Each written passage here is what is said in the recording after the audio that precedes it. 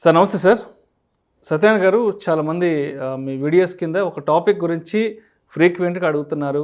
ఈ high dividend ఇచ్చే కంపెనీస్ని ఏ విధంగా ఐడెంటిఫై చేయాలి, ఏ కంపెనీస్ ఫ్రీక్వెంట్గా హై డివిడెండ్ ఇస్తుంటాయంటూ కూడా చాలామంది అడుగుతున్నారు. మరి ఈ టాపిక్కి సంబంధించి మన ప్రేక్షకులకు మీ విశ్లేషణ ద్వారా ఒక ఉదాహరణగా అవగాహన కొరకు, ఎడ్యుకేషన్ పర్పస్ కొరకు విశ్లేషణ తెలియజేయగలరు?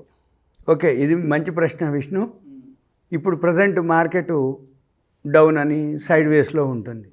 అందరూ చూసేది ఏంటిది అంటే, అరే బాబు నా ప్రిన్సిపల్ అన్నా నాకు ఉండాలి, పెరగకపోయినా బాగలేదు కానీ కనీసం వడ్డీ మందం అన్నా వస్తే బాగు అని అనుకుంటారు. అయితే ఈ వడ్డీ మందం వచ్చే అనే పదమే షేర్ మార్కెట్లో టర్మినాలజీ ప్రకారం డివిడెండ్ అంటారు. వడ్డీకి ఇస్తే అంటే ఇంట్రెస్ట్ అనమాట. అంటే ఏంది, అది ఫిక్స్డ్ ఉంటుంది. ఇప్పుడు బ్యాంకులో వేసినా, పోస్ట్ ఆఫీస్లో వేసినా, ప్రావిడెంట్ ఫండ్ వేస్తే సమ్ ఇంట్రెస్ట్ అంతే, ఫిక్స్డ్గా, లాభాల నష్టాలతోటి పని లేదు. కానీ షేర్ మార్కెట్లో ఏవైతే ఆ డివిడెండ్ అనే వర్డ్ ఉందో, ఈ డివిడెండ్ అంటే ఏంటిదంటే సింపుల్గా ఒక విధమైన ఇంట్రెస్ట్ మాదిరే, కానీ ఇంట్రెస్ట్ కాదు. ఇది ఎక్కువ ఉండొచ్చు, తక్కువ ఉండొచ్చు.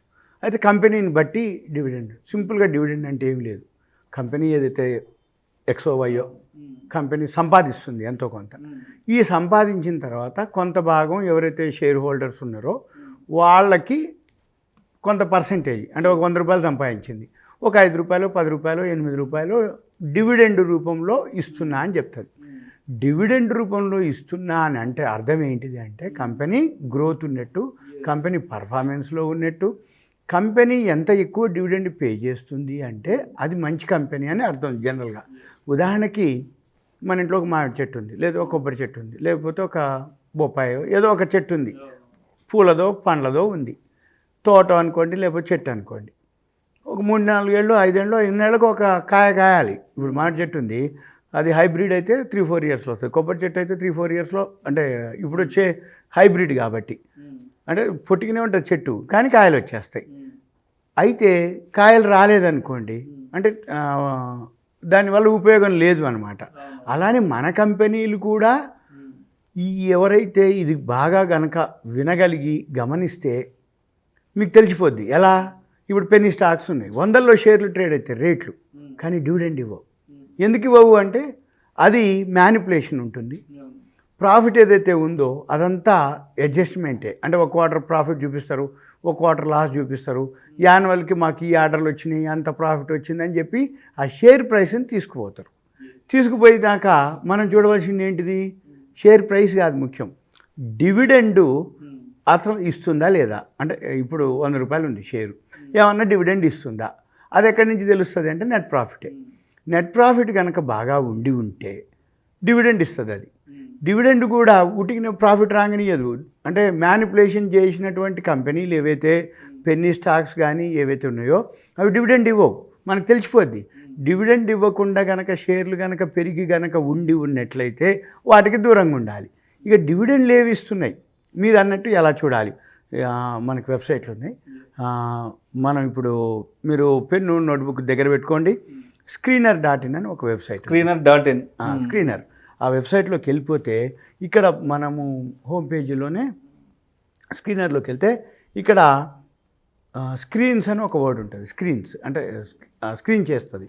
ఇక్కడ రైట్ సైడు సెక్టార్స్ ఉంటాయి, ఆగ్రోకెమికల్ అని, ట్రాన్స్పోర్ట్ అని, automobile, bank, bearings, cables, capital goods, cement, chemicals, constructions, తర్వాత diversified, edible oil, fertilisers, finance, ఇట్లాంటి sector, hotels, insurance, IT, leather, media, mining, miscellaneous, oil, drilling, petrochemical, plastic, power, ఇలా sanitary, shipping, telecom, textile, trading, tyres, tobacco, ఇట్లా సెక్టార్లు ఉంటాయి.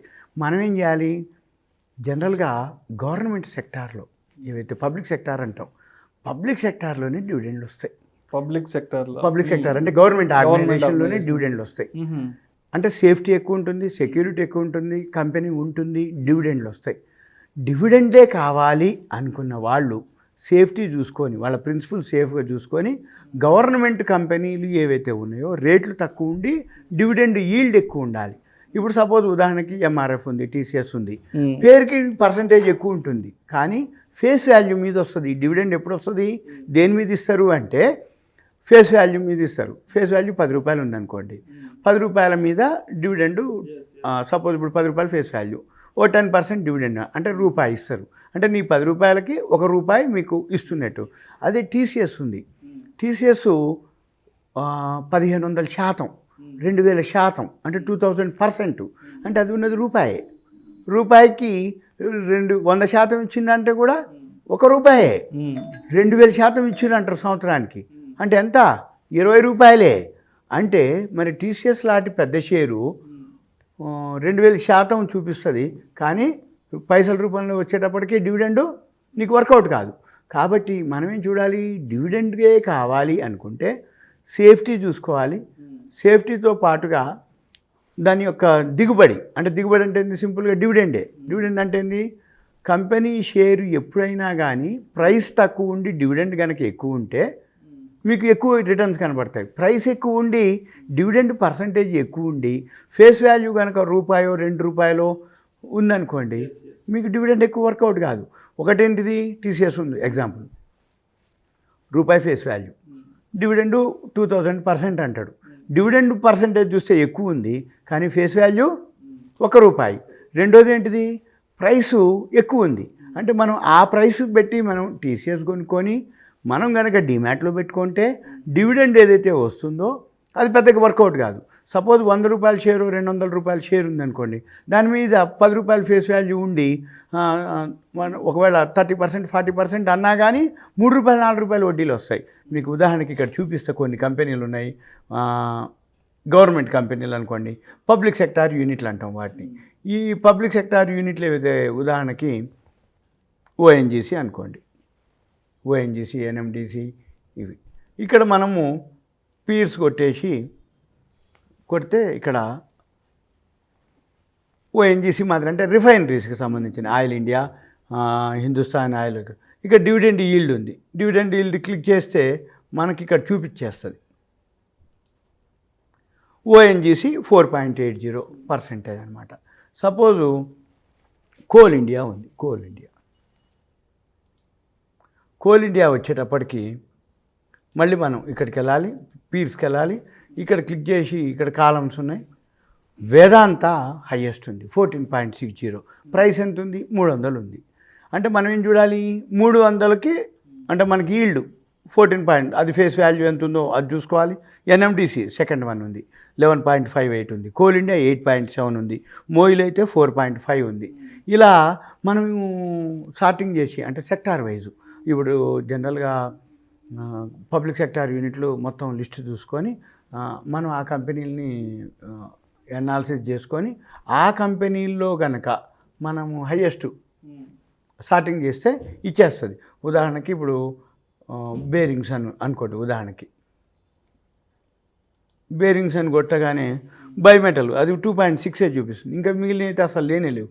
మనం ఏం చేయాలి, ఒక లిస్ట్ తయారు చేసుకొని ఈ స్క్రీన్స్లోకి వెళ్ళిపోయి ఒక్కొక్క దాంట్లో అంటే క్యాపిటల్ గూడ్స్ ఇట్లా కేబుల్స్ మనం క్లిక్ చేసి ఏం చూడాలి, హైయెస్ట్ ఉన్న ఒక లిస్ట్ తయారు చేసుకోవాలి. అంటే ఒక్కొక్క సెక్టార్లో అబౌట్ 10 అని పెట్టుకొని ప్రైస్ కూడా చూసుకొని మనం కనుక తయారు చేసుకోగలిగితే అవి తగ్గినప్పుడల్లా కొనుక్కోవచ్చు.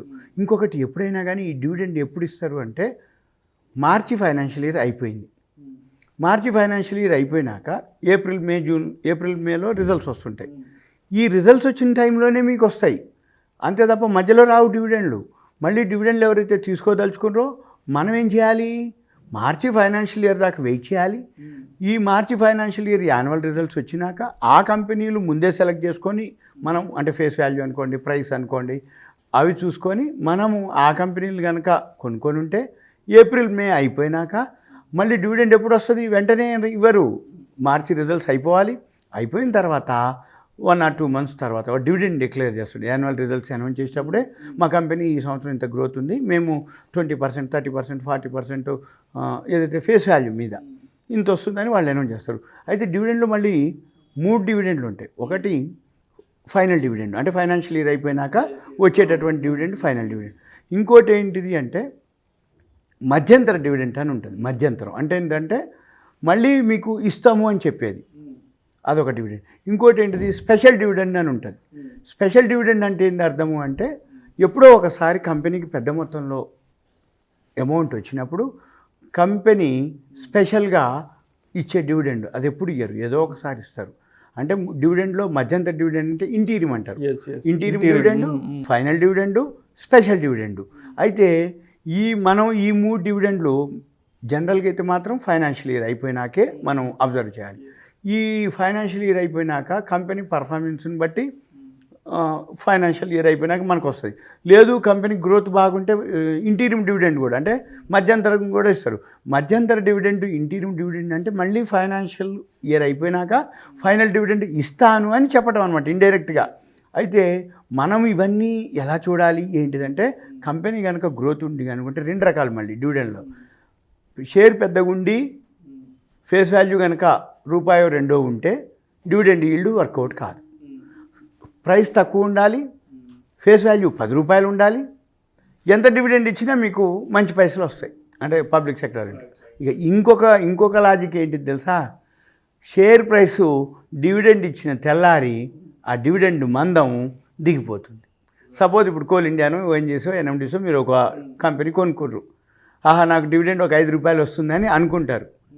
ఎక్స్ డివిడెండ్ అని ఉంటుంది. ఎక్స్ డివిడెండ్ అంటే డివిడెండ్ కట్ ఆఫ్ డేటు, దాన్నే రికార్డ్ డేట్ అంటారు, దాన్ని బుక్ క్లోజర్ అంటారు.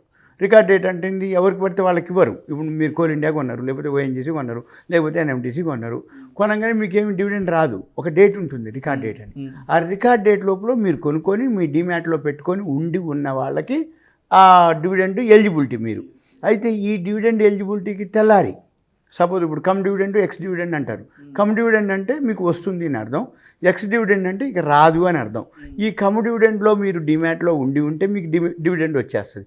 కానీ ఎక్స్ డివిడెండ్ అంటే నెక్స్ట్ డేకి ఏమవుతుంది తెలుసా, మీకు ఒక ₹5 డివిడెండ్ వస్తే షేర్ ప్రైసు నెక్స్ట్ డే తగ్గిపోతుంది ఇమీడియట్గా. ఎందుకు, డివిడెండ్ ఎక్కడి నుంచో ఇవ్వదు కంపెనీ ఉన్నటువంటి ఏదైతే ప్రాఫిట్లో నుంచి మీకు ఇవ్వాలి. ఏదైతే గ్రాస్ ప్రాఫిట్ వస్తుందో దాంట్లోంచి ఇస్తారు, మిగిలింది మళ్ళీ నెట్ ప్రాఫిట్ ఉంటుంది, నెట్ ప్రాఫిట్ పోయి రిజర్వ్లో కలుస్తుంది. అందుకని ఒక లాజిక్ ఏంటిది అంటే డివిడెండ్ వస్తుంది అనేది తీసుకున్నా నెక్స్ట్ డే ఏమవుతుంది, డివిడెండ్ మందం ప్రైస్లో కరెక్షన్ వస్తుంది. కానీ మళ్ళీ కొన్నాళ్ళకి ఏమవుతుంది, మళ్ళీ మామూలు అవుతుంది. అయితే లాంగ్ టర్మ్ ఇన్వెస్టర్లు అందరూ డివిడెండ్ తీసుకొని తగ్గిందా పెరిగిందా చూసుకోరు. ఓకే కొనుక్కున్నాం వచ్చింది ఏంటంటే, ఇప్పుడు సపోజ్ మన ఇంట్లో మామిడి చెట్టు ఉంటుంది, సీజన్ సపోజ్ ఇప్పుడు ఈ సంవత్సరం ఉంది, మామిడి పంట పోయిందంటే ఏంది, దిగుబడి లేదంటే ఏవో కొంచెమే ఉంటుంది. మీరు గమనిస్తే మార్కెట్లో రేట్లు పెరిగిపోయింది. ఇప్పుడు నిమ్మకాయలు ఉంది అంటే నిమ్మ తోట ఉంది, నిమ్మ తోట దిగిపోయింది అంటే ఏంది, క్రాప్ లేదు అంటే ఏమవుతుంది, ఆ టైంలో ఏమవుతుంది, రేట్లు పెరుగుతాయి. మనకు కూడా డివిడెండ్ ప్రతి సంవత్సరం ఇస్తుంది అనగానే ఏదో అంటే ప్రతి సంవత్సరం అంత ఇవ్వాలని ఏం లేదు, కంపెనీ యొక్క లాభాలని బట్టి మనకి డివిడెండ్ వస్తుంది, అది మనం గమనించాలి. అంతే తప్ప ఎక్కువ వస్తుంది ప్రతి సంవత్సరం ఇంతే వస్తుంది అని అనుకోకూడదు. కాకపోతే ఏంటిదంటే ప్రావిడెంట్ ఫండు, పోస్ట్ ఆఫీసు, బ్యాంకులో డిపాజిట్ల కంటే కూడా పబ్లిక్ సెక్టార్ యూనిట్లో మంచి కంపెనీలు సెలెక్ట్ చేసుకొని డివిడెండ్ డీల్ చూసుకుంటే సేఫెస్ట్ అనమాట. అంటే ఏంది, రిస్క్ తీసుకొని వాళ్ళు ఎవరైతే ఉన్నారో, మ్యూచువల్ ఫండ్స్కి ఎవరైతే వెళ్తా అంటారో, ఈటీఎఫ్లకి ఎవరైతే వెళ్తా అంటారో వాళ్ళందరూ సేఫ్గా పబ్లిక్ సెక్టార్ యూనిట్లో డివిడెండ్ డీల్ చూసుకొని మంచిగా ఇన్వెస్ట్ చేయొచ్చు. మీకు కావాలంటే ఈ స్క్రీనర్లోనే కొంచెం హోంవర్క్ చేయాలి. ఏది ఒక్కొక్క సెక్టార్కి వెళ్ళి డివిడెండ్ ఈల్డ్లో అబౌట్ 10 ఉన్నాయి అయితే ఓకే, 10 or 11, 12 అట్లా ఉంటుంది. మరి 1, 2 ఉన్నాయి అవాయిడ్ చేయాలి, అంతే సింపుల్గా. డివిడెండ్ అయితే ఇది. Thank you sir, thank you so much Satyanarayana గారు. మన ఆడియన్స్ ఇచ్చిన టాపిక్ ఏదైతే ఉందో ఈ హై డివిడెండ్ ఇచ్చే కంపెనీస్ని ఏ విధంగా ఐడెంటిఫై చేయొచ్చు అనే అంశం గురించి ప్రేక్షకులకు మీ విశ్లేషణ ద్వారా చాలా క్రిస్టల్ క్లియర్గా ఎక్స్ప్లెయిన్ చేశారు sir. Thank you so much sir. ప్రేక్షకుల విజ్ఞప్తి, ఈ వీడియోలో ప్రస్తావించిన కొన్ని కంపెనీల పేర్లు కేవలం ప్రేక్షకులకు అవగాహన, ఒక ఉదాహరణగా, అదేవిధంగా ఎడ్యుకేషన్ పర్పస్ కొరకు మాత్రమే ప్రస్తావించడం అనేది, ఇది మా వ్యక్తిగత రికమెండేషన్ అయితే కాదు, ప్రేక్షకులు మరొక్కసారి గమనించగలరు.